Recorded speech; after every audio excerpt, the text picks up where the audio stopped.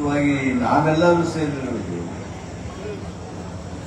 GS ಪಾಟೀಲ್ರಿಗೆ 78 ವರ್ಷ ತುಂಬುತ್ತಾ ಇದೆ. ಅವ್ರಿಗೆ ಅಭಿನಂದಿಸಬೇಕು. ಸುಮಾರು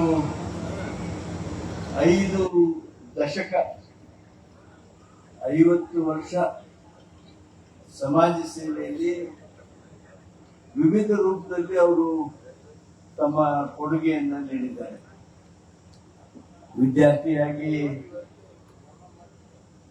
ವಿದ್ಯಾರ್ಥಿ ಮುಖಂಡರಾಗಿ ಸೇವೆ ಮಾಡಿದ್ದಾರೆ. ಯುವಕರಾಗಿ ಸಾಮಾಜಿಕ ಸೇವೆಯ ಜೊತೆಗೆ ರಾಜಕೀಯದಲ್ಲಿ ತೊಡಗುವುದಕ್ಕೆ ಪ್ರಾರಂಭ ಮಾಡಿದರು. ನಂತರ ನಗರಸಭೆಯ ಅಧ್ಯಕ್ಷರಾಗಿ ಸೇವೆ ಮಾಡಿದರು. ಪಕ್ಷದಲ್ಲಿ ವಿವಿಧ ಹುದ್ದೆಗಳಲ್ಲಿ ಸೇವೆ ಮಾಡಿದರು. ಶಾಸಕರಾಗಿ ಸೇವೆ ಮಾಡಿದರು. ದೊಡ್ಡ ದೊಡ್ಡ ನಿಗಮಗಳ ನೇತೃತ್ವ ವಹಿಸಿ ಅವುಗಳ ಮೂಲಕ ರಾಜ್ಯದ ಸೇವೆಯನ್ನ ಮಾಡಿದರು. ಅದೆಲ್ಲದಕ್ಕಿಂತ ಹೆಚ್ಚಾಗಿ ನಮ್ಮ ಗದಗ ಜಿಲ್ಲೆ ಒಂದು ಸ್ವರೂಪವನ್ನು ಪಡೆದುಕೊಂಡ ಜಿಲ್ಲೆಗೆ ಮಾರ್ಗದರ್ಶನ ಮಾಡಿದರು. ಜಿಲ್ಲೆಯಲ್ಲಿ ನಮ್ಮ ಪಕ್ಷದ ಸಂಘಟನೆಗೆ ಮಾರ್ಗದರ್ಶನ ಮಾಡಿದರು, ಹುರುಪು ತುಂಬಿದರು. ನಮ್ಮ ಜಿಲ್ಲೆ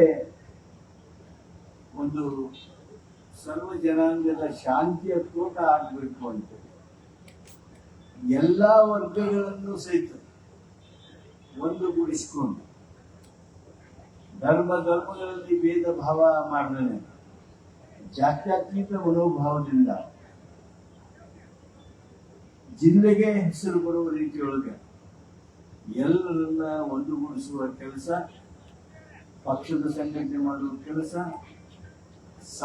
ಸಾಮಾಜಿಕ ಹಾಗೂ ಧಾರ್ಮಿಕ ಕೆಲಸಗಳನ್ನು ಅವರು ಎಷ್ಟು ಪರಿಯಾಗಿ ಮಾಡಿದ್ದಾರೆ ಅನ್ನೋದು ತಮ್ಮೆಲ್ಲರಿಗೆ ಗೊತ್ತಿರುವಂತಹ ವಿಷಯ. ಒಂದೇನ್ರ ಕೈ ತಗೊಂಡ್ರು ಅಂದ್ರ ಅವು ರೋಣ ತಾಲೂಕಿನೊಳಗ ಅತ್ಯಂತ ಇಂಟರ್ ನಲ್ಲಿ ಇರ್ತಕ್ಕಂಥ ಈ ತಾಲೂಕು, ರಾಜಧಾನಿಯಿಂದ ಬಹುದೂರ ಇರ್ತಕ್ಕಂಥ ಈ ತಾಲೂಕು ಅವು ದಾಖಲೆ ಆಗಬೇಕು. ನನಗೆ ನೆನಪಿದ್ದು 1-2 ಹೇಳ್ತೇನೆ, ನಿಮ್ಗೆ 2 ನೆನಪು. ಅವು ಆಳ್ಕೇರಿಯೊಳಗ ಮಹಿಳೆಯರ ಒಂದು ದೊಡ್ಡ ಕಾರ್ಯಕ್ರಮ ಆಯ್ತು. ಈಗ ನಮ್ಮ ಸ್ವಾಮಿಗಳು ಆಂಕರ್ ಅವರು ಹೇಳ್ತಿದ್ರು, ನಿನ್ನೆ ನಡೆದಂತ ಮಹಿಳಾ ಕಾರ್ಯಕ್ರಮ ಹಿಂಗಾತು ಹಂಗಾತು ಅಂತ. ಅದಕ್ಕೆ ನಡೆದೇ ಇಲ್ಲ ಇಲ್ಲಿ ಮಟ್ಟ. ಆ ಸ್ವಾಮಿಗಳು ಆ ಹಾಲ್ಕೇರಿಯೊಳಗ ಗುಡಿ ತುಂಬೋ ಕಾರ್ಯಕ್ರಮ ನಡೀತು. ಅದನ್ನ ನೀವು ಎಷ್ಟು ಮಂದಿ ನೋಡ್ರಿ ಗೊತ್ತಿಲ್ಲ, ಆಕಾರ ಅಂತ ನೋಡಲ್ಲ. ಅದು ಎಂತ ಕಾರ್ಯಕ್ರಮ ಇತ್ತು ಅಂದ್ರೆ ನನಗೊಮ್ಮೆ ಹಿಂಗ್ ಮುಜುಗರಾತು. ಅವಾಗ ನಾ ಮಂತ್ರಿ ಆಗಿದ್ದೆ. ಮೊನ್ನೆ GS ಪಾಟೀಲ್ ನನ್ನ ಹತ್ರ ಬಂದ್ರು. ನಕ್ಕೊಂತರ ಕೇಳಿದ್ರು ಅವ್ರು, ಹಿಂಗ್ರಿ ನಮ್ಮ ಹಾಲ್ಕೇರಿಗೆ ಗವರ್ನರ್ ಕರ್ಕೊಂಡ್ ಬರ್ಬೇಕು ಅಂತ. ಕರ್ಕೊಂಡು ಹೋಗ್ಬೇಕ್ರಿ ಅಂದ್ರೆ ಯಾವ್ದೋ ದೊಡ್ಡ ಕಾರ್ಯಕ್ರಮ ಮಾಡ್ತಿರ್ಬೇಕು, ಮಟನ್ ಗಿಟ್ಟದ್ದು ಓಪನಿಂಗ್ ಇರ್ಬೇಕು ಅಂತೇಳಿ ಕರ್ಕೊಂಡು ಹೋಗ್ಬೇಕು. ಏನ್ ಕಾರ್ಯಕ್ರಮ ನೋಡ್ರ, ಇದು ಉಡಿ ತುಂಬು ಕಾರ್ಯಕ್ರಮ ಐತ್ರಿ. ನಮ್ಮ ಮಧ್ಯೆ ಒಂದು 2 ನಿಮಿಷ ನಗದ್ ಬಿಟ್ಟು ಬೇರೆ ಏನು ಮಾಡಲಿಲ್ಲ. ಏನ್ರಿ ಉಡಿ ತುಂಬುದಕ್ಕೆ ಗವರ್ನರ್ ಕರ್ಕೊಂಡು ಹೋಗೋದಂತ ನೀವು ಏನ್ರಿ? ಆದ್ರೆ ಅವರು ಅದ್ರ ಮಾತು ಹೇಳಿದ್ರು. ಅದಕ್ಕೆ ಅವರು ಒಂದು ಕಾರಣ ಹೇಳಿದ್ರು. ಆ ಕಾರಣ ಹೇಳಿದ ಮೇಲೆ ನಾನು ಏನು ಅನ್ನಕ್ ಬರ್ತಿದ್ದಿಲ್ಲ, ಅವ್ರಿಗೂ ಏನು ಅನ್ನಕ್ ಬರ್ತಿದ್ದಿಲ್ಲ. ಅವರು ಬಹಳ ಪರ್ಟಿಕ್ಯುಲರ್ ಅದಾರ್ರಿ ಅಂತ ಅಂದ್ರು. ಅವ್ರ ತಾಯಿಯವರು ಇದ್ರು, ಅವರು ಬಹಳ ಪರ್ಟಿಕ್ಯುಲರ್ ಅದಾರ್ರಿ ಅಂತ. ನಾವು ಧೈರ್ಯ ಮಾಡಿ ಗವರ್ನರ್ ಹೋಗಿನೂ ಬಿಟ್ವಿ. ರಾಜ್ಯಪಾಲರು ನಿಮ್ಗೆ ಹೇಳ್ತೀನಿ, ಉಡಿ ತುಂಬು ಕಾರ್ಯಕ್ರಮ ಜಗತ್ತಿಗೆ ಶಾಂತಿ ದೊರಕಬೇಕು. ನಮ್ಮ ಭಾಗದಲ್ಲಿ ಜನರಿಗೆ ಮಳೆ ಬೆಳೆ ಒಳ್ಳೇದಾಗ್ಬೇಕು, ಜನರ ಕಲ್ಯಾಣ ಆಗ್ಬೇಕು ಅನ್ನೋ ದಿಸೆಯೊಳಗೆ ಆ ಕಾರಣಕ್ಕಾಗಿ ಹೆಣ್ಣು ಮಕ್ಕಳಿಗೆ ಉಡಿ ತುಂಬು ಕಾರ್ಯಕ್ರಮ ಮಾಡ್ತಾ ಇದ್ದೀವಿ. ಅದಕ್ಕೆ ನೀವು ಬರಬೇಕು ಅಂತೇಳಿ ಅವಾಗ ರಮಾದೇವಿಯವರು ಗವರ್ನರ್ ಆಗಿದ್ರು. ರಮಾದೇವಿಯವರು ಗವರ್ನರ್ ಆಗಿದ್ರು. ನಾವು ಕೇಳುವುದರ ಅವರು ಒಂದು ಕ್ಷಣದೊಳಗೆ ಬರ್ತೀನಿ, ಯಾವಾಗ ತಾರೀಕು ಏನು ಹೆಂಗೆ ಹೋಗುದು ಎಲ್ಲ ನೀವು ಪ್ರಾರಂಭ ಮಾಡ್ರಿ, ಬರ್ತೀನಿ ಹೋಗುದಂತ ಅಂತ ಹೇಳಿ ಅವ್ರು ಹೇಳ್ದಂಗ ಅವರು ಬಂದ್ರು. ನಾನು ಅವ್ರ ಜೊತೆಯಾಗಿನ ಹೆಲಿಕಾಪ್ಟರ್ನಾಗ ಬಂದ್ವಿ. ಆ ಮಹಿಳೆಯರ ಸಂಖ್ಯೆ ನೋಡಿ, ಆ ಹೆಲಿಕಾಪ್ಟರ್ ಇಳಿಯುವ ಮುಂದೆ ಗವರ್ನರ್ ಹೇಳಿದರು, ಏನ್ ಪಾಟೀಲ್ ಇದು ದೊಡ್ಡ ಮಹಿಳಾ ಸಾಗರನ ಕಂಡಂಗಾಗತ್ತಲ್ಲ, ವೆರಿ ಬಿಗ್ ಪ್ರೋಗ್ರಾಮ್. ಇಂಥ ದೊಡ್ಡ ಕಾರ್ಯಕ್ರಮ ನಡೆದದನ್ನ ನಾನು ನೆನಪಿಸ್ಕೊಳ್ತೀನಿ. ಅಂದ್ರೆ ಅಂದ ಕಾರ್ಯಕ್ರಮ ಹಂಗ ಮಾಡ್ಬೇಕು. ಇನ್ನೊಂದು ಎಲ್ಲಿನೂ ಯಾರು ಕರ್ನಾಟಕದೊಳಗ 224 ಮಂದಿ MLA ಹೇಳಿದವಲ್ಲ, ನಮ್ಮ ಕ್ಷೇತ್ರದಾಗ ಗವರ್ನರ್ ಕರ್ಕೊಂಡು ಬಂದು ಅಥವಾ ಮುಖ್ಯಮಂತ್ರಿಗಳನ್ನ ಕರ್ಕೊಂಡು ಬಂದು ಮತ್ತೊಬ್ಬರು ಕರ್ಕೊಂಡು ಬಂದು ಉಡಿ ತುಂಬು ಕಾರ್ಯಕ್ರಮ ಅಷ್ಟು ದೊಡ್ಡದು, ಅಥವಾ ಅಷ್ಟು ದೊಡ್ಡ ಮಹಿಳೆಯರ ಕಾರ್ಯಕ್ರಮನೇ ನಮ್ಮ ಯಾವ ಕ್ಷೇತ್ರದಲ್ಲೂ ಆಗಿರ್ಲಿಕ್ಕಿಲ್ಲ. ಇವತ್ತ ಮಹಿಳೆಯರು ಬಹಳ ದೊಡ್ಡ ಸಂಖ್ಯೆ ಒಳಗೆ ಬರ್ತಾರೆ ನಮಗೆ. ಯಾಕಂದ್ರೆ ನಮ್ದು ಅವ್ರಿಗೂ ಸಂಬಂಧ ಬೆಳೆದು ಬಿಟ್ಟಿದ್ವಿ. ನಾವು 1ನೇ ತಾರೀಕಿಗೆ ಅವ್ರಿಗೆ 2 ಲಕ್ಷ ರೂಪಾಯಿ ಗೃಹಲಕ್ಷ್ಮಿ ಮುಟ್ಟಿರಲ್ಲ ಅಂತ ಕೇಳ್ತೀವಿ, ಗೃಹ ಜ್ಯೋತಿ ಬಂದಂತ ಅಂತ ಕೇಳ್ತೀವಿ, ಅನ್ನಭಾಗ್ಯ ಬಂದಂತ ಅಂತ ಕೇಳ್ತೀವಿ, ಶಕ್ತಿಯಾಗ ಬಸ್ನಾಗ ಅಡ್ಡಾಡಿದ್ರೆ ಅಂತ ಕೇಳ್ತೀವಿ. ನಾವು ಹೆಣ್ಮಕ್ಳಿಗೆ ಹೇಳಿ ಫೋನ್ ಮಾಡಿ ಹೇಳಿ ಬರ್ಬೇಡಿ, ಊರಾಗಿಂದ ಬಸ್ ಬರ್ತು ನೋಡು 11 ಕೊಟ್ಟು ಬಂದ್ಬಿಡ್ರಿ ಅಂದ್ರೆ ಕೊಟ್ಟು ಬರ್ತಾರ. ಆ ಸಂಬಂಧ ಈಗ ಬೆಳೆದದ. ಆದ್ರೆ ಅವತ್ತು ಅಷ್ಟು ದೊಡ್ಡ ಸಂಖ್ಯೆಯೊಳಗೆ ಮಹಿಳೆಯರು ಸೇರಿದ್ರೆ ಅದು GS ಪಾಟೀಲ್ರು, RS ಪಾಟೀಲ್ರು, IS ಪಾಟೀಲ್ರು, BS ಪಾಟೀಲ್ರು ಇವರೆಲ್ಲರಿಗಿಂತ ಹೆಚ್ಚಾಗಿ ಅವರ ಮಾತುಶ್ರೀಯವರ ವಿಶೇಷ ಪ್ರೇರಣೆ, ಅವರ ಸಂಘಟನೆ, ಅವರ ಆಶೀರ್ವಾದದಿಂದ ಆ ದೊಡ್ಡ ಕಾರ್ಯಕ್ರಮ ಆಯಿತು ಅನ್ನೋದನ್ನ ಈ ಸಂದರ್ಭದಲ್ಲಿ ನಾನು ನೆನಪು ಮಾಡ್ತೇನೆ. ಅವ್ರು ನೋಡ್ರಿ ಕಲ್ಪನೆಗೆ ಹೆಂಗದಾವ ಅಂದ್ರೆ, ಕೆರಿ ಮಾಡಿದ್ರೆ 1000 ಕೆರಿ ಮಾಡ್ಬೇಕು, ಗಿಡ ಹಚ್ಚಿದ್ರೆ 1 ಲಕ್ಷ ಗಿಡ ಹಚ್ಚಿಸ್ಬೇಕು, ಒಂದು ಶಾಲಾ ಗೋಡೆಗಳನ್ನ ಕಟ್ಸಿದ್ರೆ ಒಂದು 10 ಕಟ್ಬೇಕು ಒಂದು ಶಾಲೆಗೆ. ನೀವೆಲ್ಲ ನೋಡಿದಾಗ ಭಾರಿ ಖ್ಯಾತವಾಗಿರ್ತಕ್ಕಂಥದ್ದು ಏನ್ರ ಇದ್ರೆ ನೀವು ಇದೇನು ಆಯುರ್ವೇದಿಕ್ ಕಾಲೇಜ್ ಐತಲ್ಲ, ಇದೇನು ನನ್ನ ಕಣ್ಣಿಗೆ ಬರಂಗಿಲ್ಲ, ನಿಮ್ಮ ಕಣ್ಣಿಗೆ ಬೀಳ್ತದೆ ಅನ್ನೋ ಗೊತ್ತಿಲ್ಲ. ಈಗ ಸುಡಿಗೆ ಹೋದ್ವಿ ಅಂದ್ರೆ ಆ ನಾಗಮಂಡಲ ಕೆರೆ ಕಾಣ್ತದೆ, ಐತಿಹಾಸಿಕ ಅಂತ ಕಾಣ್ತದೆ, ಎಂತ ಅದ್ಭುತ ಅಂತ ಕಾಣ್ತದೆ. ಹಂಗ ಈ ರೋಡ್ದಾಗ ರೋಡ್ ಸರ್ಕಾರಿ ಶಾಲೆ ಐತಲ್ಲ, ಅಷ್ಟು ದೊಡ್ಡ ಶಾಲೆ, ಅಷ್ಟು ಉತ್ತಮವಾಗಿರ್ತಕ್ಕಂಥ ಕಟ್ಟಡ, ಅಷ್ಟು ದೊಡ್ಡ ಮೈದಾನ ಬಹಳ ಕಡೆ ನಾವು ನೋಡೇವಿ. ಅಷ್ಟು ಐತಿಹಾಸಿಕವಾಗಿರ್ತಕ್ಕಂಥ ಶೈಕ್ಷಣಿಕ ವ್ಯವಸ್ಥೆಯನ್ನ ಸೃಷ್ಟಿ ಮಾಡ್ತಾರೆ. ಇದು ನಾವು ಒಬ್ಬನೇ ಹೇಳ್ತಾ ಇಲ್ಲ, ಅದ ಪ್ರದೇಶದೊಳಗಿನ ಸಾಹಿತ್ಯ ಸಮ್ಮೇಳನ ನಡೆದಿತ್ತು, ನಮ್ಮ ಜಿಲ್ಲಾ ಸಾಹಿತ್ಯ ಸಮ್ಮೇಳನ ನಡೆದಿತ್ತು. ಅವತ್ತು ನಡೆದಂತ ಆ ಸಾಹಿತ್ಯ ಸಮ್ಮೇಳನದೊಳಗ ಒಂದು 7-8 ಮಂದಿ ದೊಡ್ಡ ದೊಡ್ಡ ಸಾಹಿತಿಗಳು ಆ ಶಾಲಾ ಕಟ್ಟಡ, ಶಾಲಾ ಆವರಣ, ಶಾಲಾ ಶೈಕ್ಷಣಿಕ ವ್ಯವಸ್ಥೆ ಬಗ್ಗೆ GS ಪಾಟೀಲ್ರ ತಂದೆಯವರು ಕಣ್ಣೂರು ಬೆಳೆಸಿರ್ತಕ್ಕಂಥ ಆ ಶಾಲೆ ಅಂದ್ರೆ ಇವರ ಮನೆತನದ ಆ ಕೊಡುಗೆ, ಆ ಮನೆತನದ ಸೇವೆ ಇವತ್ತು ಜನ ನೆನೆಯುವ ಹಾಗೆ ಈ ಒಂದು ಮನೆತನ ಇವತ್ತು ಈ ಎತ್ತರಕ್ಕೆ ಬಂದಿದೆ. ಬಹಳ ಸುದೈವಗಳು ಹೌದು. GS ಪಾಟೀಲ್ರು MLA ಆಗಿದ್ರು, RS ಪಾಟೀಲ್ರು MP ಆಗಿದ್ರು, IS ಪಾಟೀಲ್ರು ಜಿಲ್ಲಾ ಸಹಕಾರಿ ಬ್ಯಾಂಕಿನ ಅಧ್ಯಕ್ಷರಾಗಿದ್ರು, BS ಪಾಟೀಲ್ರು ನಮ್ಮ ರಾಜ್ಯದ ಮುಖ್ಯ ಕಾರ್ಯದರ್ಶಿಯಾಗಿ ಕೆಲಸ ಮಾಡಿದ್ರು. ಅಂದ್ರೆ ರಾಜ್ಯದ ಸೇವೆ ಮಾಡೋದಕ್ಕೆ ಈ ಮನತನಕ್ಕೆ ವಿಶೇಷವಾದ ಅವಕಾಶದ ಮೂಲಕ ಜನರ ಪ್ರೀತಿಯನ್ನ, ಜನರ ಅಭಿಮಾನವನ್ನ, ಜನರ ಗೌರವವನ್ನ ಗಳಿಸಿಕೊಂಡು ಈ ಎತ್ತರಕ್ಕೆ ಏರಿರ್ತಕ್ಕಂಥ ಈ ಮಂಥನ ಇವತ್ತು GS ಪಾಟೀಲ್ರಿಗೆ 78 ವರ್ಷ ತುಂಬುತ್ತಾ ಇತ್ತು.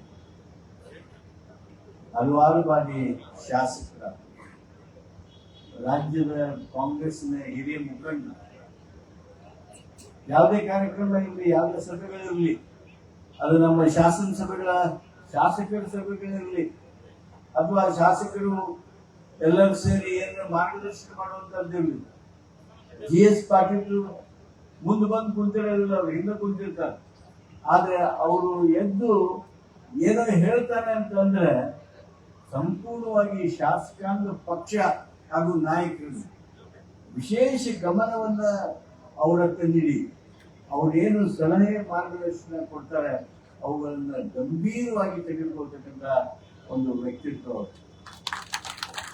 ನಾನು ಇವತ್ತು ಜಿಗಳೂರು ಹತ್ರ ಸಾಲುಮರದ ತಿಮ್ಮಕ್ಕನ ಆ ಒಂದು ತೋಟವನ್ನ ಉದ್ಘಾಟನೆ ಮಾಡೋದು, ನಮ್ಮ ಸ್ನೇಹಿತರೊಬ್ರು, ಪತ್ರಿಕಾ ಸ್ನೇಹಿತರು TV ಅವರು ಬಂದು ಮಾಹಿತಿ ಹಿಡಿದು ಹಲವಾರು ಪ್ರಶ್ನೆ ಕೇಳಿ ಅವರ ಹಿರಿತನ, ಅವರ ರಾಜಕೀಯ ಸೇವೆ, ನಿಮ್ಮ ಅಭಿಪ್ರಾಯನೂ ಹೇಳಿದ್ರು. ನಮ್ಮ ಜಿಲ್ಲೆಯ ಜನರ ಮನಸ್ಸಿನೊಳಗೆ ಏನು ಇಂಗಿತ ಇದೆ ಅಂತ ಹೇಳಿ ಎಲ್ಲರೂ GS ಪಾಟೀಲ್ ಮಂತ್ರಿ ಆಗಕ್ಕೆ ಯೋಗ್ಯ ಅಂತ ಯಾರು ಅಲ್ಲಿರೋದಕ್ಕೆ ಸಾಧ್ಯ ಇಲ್ಲ. ರಾಜ್ಯದಲ್ಲಿ ಹಿರಿತನದಿಂದ, ಸೇವೆಯಿಂದ ಅತ್ಯಂತ ಅರ್ಹ ಮುತ್ಸದ್ದಿ ಯಾರಾದರೂ ಇವತ್ತು ಆ ಎತ್ತರಕ್ಕೆ ಏರೋದಕ್ಕೆ ಅತ್ಯಂತ ಯೋಗ್ಯರಿದ್ರೆ ಅದು ಸನ್ಮಾನ್ಯ GS ಪಾಟೀಲ್ ಅಂತ ಹೇಳಿದ್ರೆ ತಪ್ಪಾಗಿದೆ. ಇದು ಒಬ್ಬ ವ್ಯಕ್ತಿಯ ಅಭಿಪ್ರಾಯ ಆಗೋದಿಲ್ಲ, ಇದು ಸಮುದಾಯದ ಅಭಿಪ್ರಾಯ, ಇದು ಪಕ್ಷದ ಅಭಿಪ್ರಾಯ, ಕಾರ್ಯಕರ್ತರ ಅಭಿಪ್ರಾಯ, ನಾಯಕರ ಅಭಿಪ್ರಾಯ. ಅದ್ರ ಜೊತೆಗೇನೆ ಅವರು ಈ ಒಂದು ಕ್ಷೇತ್ರದೊಳಗ ಇನ್ನೂ ಎತ್ತರಕ್ಕೆ ಬೆಳೆದಿದ್ದಾರೆ ಅಂತ ಹೇಳಿದ್ರೆ ಅತಿಶಯೋಕ್ತಿ ಆಗಿದೆ. ನಾವು ಅವರು ಸುಮಾರು ವರ್ಷಗಳಿಂದ ಕೆಲಸ ಮಾಡಿದ್ವಿ. ನಾನು ಸುಮಾರು 24 ವರ್ಷ MLC ಆಗಿ ಸೇವೆ ಮಾಡ್ತಾ ಇದ್ದೇನೆ. 4 ಚುನಾವಣೆಯೊಳಗೆ MLC ಆಯ್ಕೆಯಾಗಿ ಚುನಾವಣೆ ಮಾಡಿದ್ದೆ. ಅವಾಗ ಮಂದಿ ನೆನಪಿರ್ಬೇಕು, ಬೆಳಕಿನಲ್ಲಿದ್ದವ್ರಿಗೆ, ಇವರೆಲ್ಲರಿಗೂ ಅನುಭವಿಸಿಗೆ ಇವರೆಲ್ಲರಿಗೂ ನಾವು ಗೊತ್ತಿರೋದು. ನಾನು ಚುನಾವಣೆಗೆ ಅರ್ಜಿ ಕೊಡಕ್ಕೆ ಹೋಗಿ ಕೊಟ್ಟು ಬಂದೆ ಅಂದ್ರೆ ಅದು ಕೊಡೋಕ್ಕಿಂತ ಒಂದು ದಿವಸ ಮುಂದೆ ಬಂದು GS ಪಾಟೀಲ್ ಮನ್ಯಾಗ ಚಾ ಕುಡಿದು ಇಲ್ಲ ಊಟ ಮಾಡಿ ಅವ್ರು ಏನ್ 8 ಮಂದಿ ಸ್ನೇಹಿತರನ್ನ, ಹಿರಿಯರನ್ನ ಕರೀತಿದ್ರು, ಅವ್ರಿಗೆ ಕೈ ಮುಗಿದು ಹೋಗ್ಬಿಟ್ಟೆ ಅಂದ್ರೆ ಒಮ್ಮಕ್ಕಳು ನಾವು GS ಪಾಟೀಲ್ ಚುನಾವಣೆ ನಂತರ ಮತ ಎಣಿಕೆ ರೂಮ್ನೊಳಗೆ ಸೇರ್ತಿದ್ವಿ ನಾವು. ಅಂದ್ರೆ ಆ ಎಲ್ಲಾ ಚುನಾವಣೆಗಳನ್ನು ಸಹಿತ ಅವ್ರು ಮುಂಚೂಣಿಯಲ್ಲಿ ನಿಂತು ಅವರು ಮೈದಾನ ಜವಾಬ್ದಾರಿ ತಗೊಂಡು ನನಗೆ 4 ಬಾರಿ ಈ ಒಂದು ವೇದಿಕೆ, ಪರಿಷತ್ತಿನ ವೇದಿಕೆ ದೊರೆಯುವಂತೆ ಮಾಡಿದ್ರು. ನನ್ನ ತಂದೆಗಂತೂ ಅತ್ಯಂತ ಆತ್ಮೀಯರಾಗಿತ್ತು. ಆ ಒಂದು ಸಂದರ್ಭಗಳನ್ನ ನಾನು ಇಲ್ಲಿ ನೆನಪು ಮಾಡ್ತೀನಿ. GS ಪಾಟೀಲ್ರಂತೂ PH ಪಾಟೀಲ್ರು ಅಂದ್ರೆ BS ಪಾಟೀಲ್ರಿಗೆ ಅಷ್ಟು ಅಕ್ಕರೆ, BS ಪಾಟೀಲ್ರು ಅಂದ್ರೆ PH ಪಾಟೀಲ್ರಿಗೆ ಅಭಿಮಾನ. ಒಂದು ಪ್ರಕರಣ ನಾನು ನೆನಪು ಮಾಡ್ಕೊಳ್ತೀನಿ, ಬಹಳ ಮಂದಿ ಗೊತ್ತಿರ್ಲಿಕ್ಕಿಲ್ಲ. ಯಾಕಂದ್ರೆ ಮಾನ್ಯ GS ಪಾಟೀಲ್ರು ಅವ್ರ ಸಹೋದರರಿಗೆ ಮಾತ್ರ ಗೊತ್ತಿರ್ತದ. ಅವ್ರ ಮೇಲೆ ಏನೋ ಮಾಡಿ ಗೂಬೆ ಕುಂಡಿಸ್ಬೇಕು ಅಂತ ಹೇಳಿ ಪ್ರಯತ್ನ ಮಾಡ್ತಾರೆ. ಅವ್ರ ಮನ್ಯಾಗ $4-5 ಇವು ಸಿಕ್ಕಾವು ಅಂತ ಹೇಳಿ ಒಂದು ಪ್ರಕರಣ ಏನಾದ್ರು ಮಾಡಿ BS ಪಾಟೀಲ್ ಉತ್ತರ ಕರ್ನಾಟಕದ ಆ ದಿಟ್ಟ ಅಧಿಕಾರಿಗೆ ಎಲ್ಲರೂ ಒಂದು ಬ್ರೇಕ್ ಮಾಡಬೇಕು ಅಂತ ಕೆಲವರ ಪ್ರಯತ್ನ ನಡೆಯಿತು. ಅವತ್ತು ನನ್ನ ತಂದೆಯ ಸಿಟ್ಟನ್ನ ನಾನು ಸ್ವತಃ ಗಮನಿಸಿದೆ. ಅವರು ಮುಖ್ಯಮಂತ್ರಿಗೆ ಏನ್ ಮಾತಾಡಿದರು, ಅವರು ಮುಖ್ಯ ಕಾರ್ಯದರ್ಶಿಗೆ ಏನ್ ಮಾತಾಡಿದರು, ಯಾವ ಶಬ್ದಗಳನ್ನ ಬಳಕೆ ಮಾಡಿದ್ರು, ಅವನ್ನ ನೋಡಿದ್ರೆ ನಮ್ಮ ಕುಟುಂಬ ಅವ್ರ ಕುಟುಂಬಕ್ಕೆ ಇರ್ತಕ್ಕಂಥ ಆ ಸಂಬಂಧವನ್ನ ಈ ಸಂದರ್ಭದಲ್ಲಿ ಅಭಿಮಾನದಿಂದ ನಾನು ಸ್ಮರಿಸ್ತೀನಿ. ನನ್ನ ಸಹೋದರರಾದ JR ಪಾಟೀಲ್ ಜೊತೆಗೆ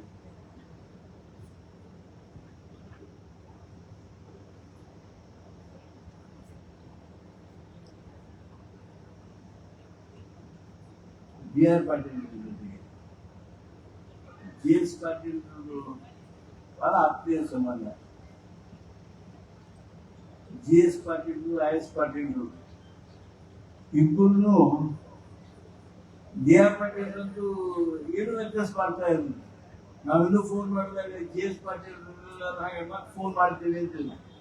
JR ಪಾಟೀಲ್ GS ಪಾಟೀಲ್ ಇದ್ರೆ IS ಪಾಟೀಲ್ ಈ ವಿಷಯ ಇತ್ತು, ನೀವು ಹೇಳ್ಬಿಟ್ರಿ ಮಾತಾಡ್ರಿ ನನಗೆ ಅಂತ ಹೇಳಿ ಫೋನ್ ಮುಗಿಸಿ. IS ಪಾಟೀಲ್ GS ಪಾಟೀಲ್ಗೆ ಒಂದು ದೊಡ್ಡ ಬೆನ್ನೆಲುಬಾಗಿ ನಿಂತಿದ್ದಾರೆ. ಬಹಳ ಮಂದಿನ ಸಮಾಧಾನ ಮಾಡುವಾಗ IS ಪಾಟೀಲ್, GS ಪಾಟೀಲ್ ಅವಾಗ ಸಿಟ್ಟು ಗೆದ್ದಿರ್ತಾರೆ. ಆದ್ರೆ ಆ ಸಿಟ್ಟು ಸಾತ್ವಿಕ ಸಿಟ್ಟು ಇರ್ತದೆ, ಯಾರಿಗೇನೋ ಬೇಜಾರು ಮಾಡ್ಕೊಂಡಿರಲ್ಲ. ಆದ್ರೂ ನಮ್ಮ ಅಣ್ಣವ್ರಿಗೆ ಸಿಟ್ಟು ಗೆದ್ದ ಅಂತ ಹೇಳಿ ಅವ್ರು ಕರೆದು ಕೂಡಿಸಿ ಹೇಳಿ ಕೇಳಿ ಎಲ್ಲರನ್ನ ಸಮಾಧಾನಗೊಳಿಸಿ ಈ ರಾಜಕೀಯ ಬಲ, ರಾಜಕೀಯ ಶಕ್ತಿಯನ್ನ ಗಟ್ಟಿಗೊಳಿಸೋದ್ರಲ್ಲಿ IS ಪಾಟೀಲ್ ಬಹಳ ದೊಡ್ಡ ಪಾತ್ರವನ್ನು ಆಡಿದ್ದಾರೆ ಹೇಳಿ ಈ ಸಂದರ್ಭದಲ್ಲಿ ಹೇಳಿದ ತಪ್ಪಾಗಲಿಲ್ಲ. ಈಗ ನೋಡ್ರಿ, ಕುಟುಂಬದೊಳಗ ಇಬ್ಬರ ಅಂತ ಬಂದಿದ್ರು ಸಹಿತ ಎರಡು ಮನೆ ಬೇರೆನೇ ಇರ್ತಾರೆ. ಆದ್ರೆ ಇವತ್ತು ಎಲ್ಲರೂ ಅಂತಂದ್ರು ಕೂಡಿ ಅದಾರ ಅನ್ನೋ ಹಾಗೆ ಒಂದೇ ಮನೆಯೊಳಗೆ ಅವಿಭಕ್ತ ಕುಟುಂಬದ ಇವತ್ತು ದೊಡ್ಡ ಅವಿಭಕ್ತ ಕುಟುಂಬ ಯಾವ್ದಾರ ಇದ್ರೆ ಅದು ಸಂಗನಗೌಡರ ಬಂತನ, GS ಪಾಟೀಲ್, ಅದು ದೊಡ್ಡ ಸಾಧನೆ. ಎಲ್ಲ ರೀತಿಯಿಂದ ಅನುಕೂಲ ಐತಿ. ನಾನು ಕೇಳ್ತಿದ್ದು ನಮ್ಮ ಪತ್ರಿಕಾ ಸ್ನೇಹಿತರು, ಇವರು ಜಿನ್ ಮಾಡಿದ್ರು, ಟಾಕೀಸ್ ಹಾಕಿದ್ರು, ಬಹಳ ಮಂದಿ ಮನೆಯಾಗಿದ್ರು. ಅದಕ್ಕೆ ಅವ್ರು ಜಿನ್ನು ಹಾಕಿದ್ರು, ಟಾಕೀಸ್ ಹಾಕಿದ್ರು. ಆದ್ರೆ ಮೂಲಭೂತವಾಗಿ ಅವರು ಒಕ್ಕಲಿಗರ ರೈತರ ಅವ್ರ ಮನೆಯಾಗ ಇವತ್ತು ದನದ ಮನೆ ಐತಿ ಅಂತ ಅಂದ್ರೆ ದನದ ಮೇಲೆ ಎಷ್ಟು ಪ್ರೀತಿ ಅವ್ರಿಗೆ ಐತಿ ನೋಡಿ. ಎರಡು ಬೇರೆ ಬೇರೆ ಮಂದಿ ಸಹಿತ ಮಾಡಿಲ್ಲ. ಅಂದ್ರೆ ಒಕ್ಕಲಿಗರ ಅವಿಭಕ್ತ ಕುಟುಂಬದ ಈ ಮನೆತನ ನಿಜವಾಗಿಯೂ ನಮ್ಮ ಭಾರತದಲ್ಲಿ, ಉತ್ತರ ಕರ್ನಾಟಕದಲ್ಲಿ ಅತ್ಯಂತ ಪ್ರಸಿದ್ಧ ಮನೆತನ. GS ಪಾಟೀಲ್ ಕೆಲಸಕ್ಕೆ ಬಂದ ಮೇಲೆ ಅವರು ವಿಧಾನಸೌಧದಾಗ ಹೊಂಟು ಅಂದ್ರೆ 1, 2, 3, 4 ಯಾವ ಒಂದು ಕೆಲಸ ಮಾಡ್ಕೊಂಡೇ ಬರ್ಬೇಕು ರೋಣಕ್ಕೆ. ಅದು ಅವ್ರದ್ದು ಗುರಿಯಾಗಿರ್ತದೆ. ಅಂತ ಕೆಲಸಗಳನ್ನ ಅವರು ಮಾಡೋದ್ರ ಮೂಲಕ ನಿಮ್ಮೆಲ್ಲರ ಮನಸ್ಸನ್ನ ಗೆದ್ದಿದ್ದಾರೆ. ಅವರ ರಾಜಕೀಯ ಭವಿಷ್ಯದಲ್ಲಿ ಇನ್ನೂ ಅವ್ರ ಎತ್ತರಕ್ಕೆ ಇರೋದನ್ನ ನಾವು ನೋಡೋಣ ಅನ್ನೋದರ ಜೊತೆಗೆ ನೀವೇನು ಅವ್ರಿಗೆ ಇವತ್ತು ಆಶೀರ್ವಾದ ಮಾಡೋದಕ್ಕೆ ಬಂದಿದ್ದೇನೆ, ಅವ್ರಿಗೆ ಶುಭ ಕೋರೋದಕ್ಕೆ ಬಂದಿದ್ದೇನೆ, ಅವರಿಗೆ ಫಲ ನೀಡೋದಕ್ಕೆ ಬಂದಿದ್ದೇನೆ. ನಿಮ್ಮೆಲ್ಲರಿಗೂ ಹೋಲಿಸಿ ಮತ್ತೊಮ್ಮೆ GS ಪಾಟೀಲ್ ಶತಾಯುಷಿಗಳಾಗಲಿ, ಅವ್ರಿಗೆ ಸಂಪತ್ತಿನ ಸಾಕಷ್ಟು ಐತಿ, ಶಾಂತಿ ಹಾಗೂ ಸೇವೆ ಮಾಡ್ತಕ್ಕಂಥ ಅಧಿಕಾರ ಅವರಿಗೆ ಭಗವಂತ ದಯಪಾಲಿಸಿ ಅವ್ರಿಗೆ ಆಶೀರ್ವಾದ ಮಾಡಲಿ ಹಾರೈಸಿ ನಿಮ್ಮೆಲ್ಲರಿಗೂ ನಮಸ್ಕಾರ ಮಾಡಿ.